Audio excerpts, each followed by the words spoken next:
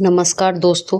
गंगा दशहरा जीवन का बहुत ही एक खास सप्तमी है और इसका महत्व जानेंगे। गंगा दशहरा क्यों मनाया जाता है, पवित्र पार्वती माँ गंगा के नाम से क्यों विख्यात है, माँ गंगा के नाम से इस दिन सप्तमी के दिन क्या किया जाता है और गंगा में स्नान करने का पुण्य क्या है, गंगा सप्तमी पर क्या करें और क्या ना करें, जानेंगे बहुत ज्यादा दोस्तों। 2024 में गंगा सप्तमी कब की है। गंगा सप्तमी के दिन हिंदू धर्म में गंगा सप्तमी का पर्व का विशेष महत्व है। इस दिन पर मां गंगा की उपासना करने से साधकों को विशेष लाभ मिलता है। इस बार गंगा सप्तमी 14 मई को है। धार्मिक मान्यता है कि इसी दिन मां गंगा धरती पर प्रकट हुई थी।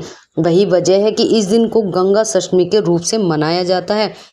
हर साल वैशाख माह के शुक्ल पक्ष की सप्तमी तिथि पर गंगा सप्तमी का पर्व मनाया जाता है। इस बार गंगा सप्तमी 14 मई को है। धार्मिक मान्यता है कि इसी दिन मां गंगा धरती पर प्रकट हुई है। वही वजह है कि इस दिन को गंगा के रूप में मनाया जाता है। गंगा स्नान और मां गंगा की उपासना करने से सभी भक्तों को या जातकों को सभी तरह के दुखों से छुटकारा मिलता है। अगर आपके जीवन में बहुत ज़्यादा कष्ट हैं, दुखी हैं, परेशान हैं, तो आपको जीवन में सुख में होता है।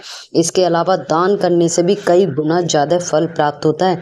ऐसे में जानते गंगा सप्तमी पर क्या करें और क्या ना करें, विशेष ध्यान रखना चाहिए। अपने दुखों को कम करना है। गंगा सप्तमी पर गंगा स्नान करने के बाद माँ गंगा की पूजा करनी चाहिए। श्रद्धा अनुसार गरीब लोगों को भोजन, वस्त्र और धन समेत आदि चीजों का दान करना चाहिए। गंगा में स्नान करते समय मंत्रों का जाप अवश्य करना चाहिए। इसके अलावा रामायण और गीता का पाठ करना कल्याणकारी होता है। गंगा सप्तमी पर क्या ना करें दोस्तों, किसी से लड़ाई झगड़ा नहीं करना चाहिए। इस दिन बुजुर्गों और महिलाओं का अपमान तो बिल्कुल भी ना करें। व्रत के दौरान दिन में सोने से बचना चाहिए। तामसिक भोजन व सेवन नहीं करना चाहिए। शुभ मुहूर्त जानेंगे गंगा सप्तमी का। पंचांग के अनुसार वैशाख माह के शुक्ल पक्ष में सप्तमी तिथि को शुरुआत 13 मई को शाम 5:20 से होगी। वहीं इसका समापन अगले दिन यानी 14 मई शाम 6:49 पर होगा। हिंदू धर्म में उदय तिथि का विशेष महत्व होता है। ऐसा मानते हैं कि गंगा सप्तमी का त्योहार 14 मई को ही मनाया जाएगा और इस दिन ये बहुत ही खास दिन होता है जिसमें हम माँ गंगा की आरती और पूजा अर्चना की जाती है। इसमें अगर आप अपने आप से पूजा पाठ करके, हिंदू धर्म में गंगा का विशेष महत्व माना गया है। बैसाख महीना तो भक्तों के लिए बहुत ही ज्यादा विशेष है।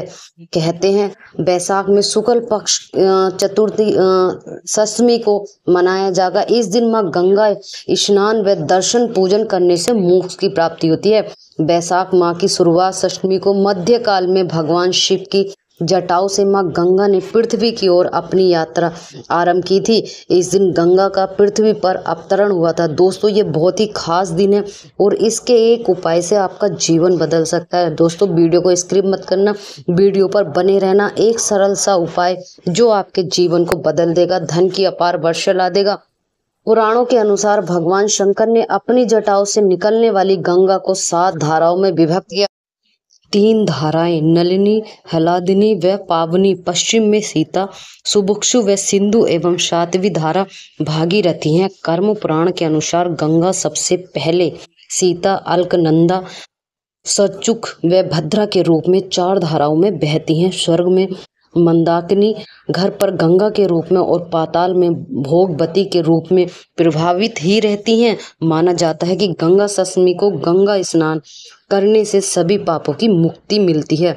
अगर आप गंगा जी का स्नान करते हैं तो आपके सारे पापों की मुक्ति मिल जाती है। अगर आपके जीवन में बहुत ज़्यादा दिक्कत और परेशानी चल रही है तो आप ये भी दूर हो जाती हैं। कहते हैं हिंदू धर्म में गंगा सप्तमी पर एक अत्यंत महत्व है जो 14 मई बैसाख माह की शुक्ल सप्तमी से मनाया जाता है। मान्यता है कि इस दिन गंगा स्नान व दर्शन पूजन करने से मोक्ष की प्राप्ति होती है। कहते हैं इनको कई सिंधु धाराओं में बांटा जाता है और ये कई रूप से गंगा दशहरा जैसे त्योहारों पर गंगा सप्तमी, गंगा बहुत सारे नामों से विख्यात है। कहते हैं इस दिन आपको अगर कुछ अच्छा पुण्य कमाना है तो आपको अपने जीवन में एक बहुत ही सरल सा उपाय करना है जो गंगा सप्तमी पर किया जाता है। अपने आप को अगर मोक्ष की प्राप्ति चाहते हो, जैसे निर्जला एकादशी का व्रत होता है, मोक्ष की प्राप्ति होती है, सारे पाप नष्ट हो जाते हैं। दोस्तों डिस्क्रिप्शन में मैं लिंक डाल दूंगी, आप वो वीडियो देखना और आपको पता चलेगा कि हिंदू धर्म में धार्मिक मान्यताओं के, पौराणिक कथाओं के अनुसार जो छोटी छोटी चीजें हैं वो कितनी लाभकारी। और गंगा पूजन में हमें भूल से भी गंगा सप्तमी के दिन ये चीजें नहीं करनी चाहिए। हमें कभी भी अशुद्ध गंगा जी में स्नान दान नहीं करना चाहिए। आप स्वस्थ हैं, पीरियड से नहीं है, तभी आप गंगा जी पर जाएं और जाकर वहां पर बहुत ही इस साल 2024 में बहुत ही शुभ योग बन रहे हैं, जिस इन योगों में आप दान पुण्य पुष्प की प्राप्ति होगी। आपको धन का लाभ तो होता ही है, लेकिन धन के साथ साथ आपको मोक्ष की भी प्राप्ति होगी। अगर इस दिन आप स्नान करते हैं, दान करते हैं, तो आपके पितरों के लिए भी बहुत ही अच्छा होता है। और एक खास और सरल उपाय, अगर आप गंगा जी नहीं जा सकते हैं तो इस बार 2024 में आप गंगा सप्तमी की पूजा अपने घर पर ही कर सकते हैं। दोस्तों आप किसी भी बड़े टब में पानी भर लीजिए, पानी भरने के बाद थोड़ा सा गंगा जल डाल लीजिए। गंगा जल डालने के बाद आपको गंगा सप्तशती का पाठ करना चाहिए। इस दिन माँ गंगा की आराधना अर्चना करनी चाहिए, धूप दीप नैवेद्य लगाकर, और जिस तरह से फूल पुष्प दीप धूप लगाकर माँ की आरती करनी चाहिए। और पंच दिए आपको वहां पर लगाने चाहिए, लेकिन टब को आपको स्वच्छ जगह पर रखना है। एक डोना बनाइए, उसमें फूल, एक दीपक और थोड़ी धूप दीप लगाकर आपको उस टब में अपनी श्रद्धा के अनुसार अपनी मनोकामना बोलते हुए आपको ये करना है। आप अगर वहां गंगा जी पर नहीं जा पा रहे, जलाशय पर नहीं जा पा रहे, तो आप अपनी ये सरल सी पूजा घर पर भी कर सकते हैं गंगा सप्तमी का। इस दिन अगर आप व्रत करते हैं तो ये बहुत ही उत्तम माना जाता है। अगर आपका स्वास्थ्य ठीक नहीं है, आप व्रत नहीं रख सकते, तो कोई बात नहीं, पूजा भी आप कर सकते हैं। अपने दोनों हाथों से आपको सूर्य को भी अर्घ्य देना चाहिए। अगर इस दिन आप सूर्य को अर्घ्य देते हैं तो आपकी बहुत सारी परेशानी बाधाएं दूर हो जाती हैं। माँ गंगा का ध्यान कर कर आपके सारे जितनी भी दुख और परेशानी है ये सारी नष्ट हो जाती है और मोक्ष की प्राप्ति होती है। दोस्तों कुछ और अलग, कुछ नया, और आपको गंगा जी में क्या नहीं डालना है, भूल से भी आपको लोहे से संबंधित चीज गंगा जी में नहीं डालनी चाहिए। सिर्फ फूल पुष्प और दीप ही आपको दिखाने चाहिए या जल अर्पित करना चाहिए।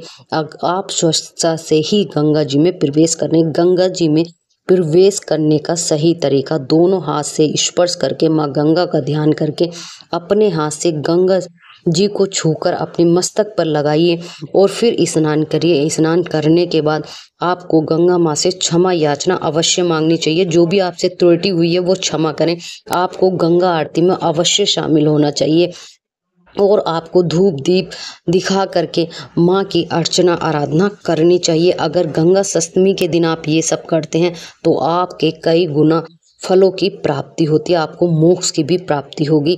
101% आपको गंगा माँ सुख वैभव प्रदान करेंगी। जय माता।